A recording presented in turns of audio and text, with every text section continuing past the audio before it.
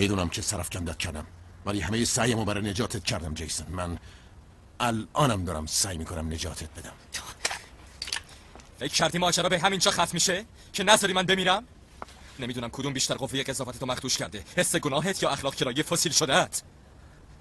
بروس، من تو رو به خاطر نجات ندادنم میبخشم، ولی چرا؟ به خاطر خدا بگو چرا؟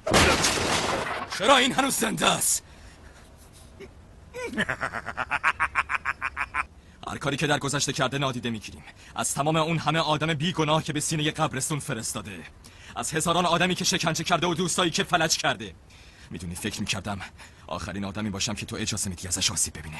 همه چیزی که میخواستم کشتن اون بود. روزی نبود که به این فکر نکنم چطور همه شکنجه های وحشیانه ای رو که روی دیگران اعمال کرده بود سر خودش تلافی کنم و بعد بکشمش. ولی اگه این کارو میکردم، اگه به خودم اجازه میدادم تا این حد خودم رو پست کنم، دیگه برگشتی در کار نبود.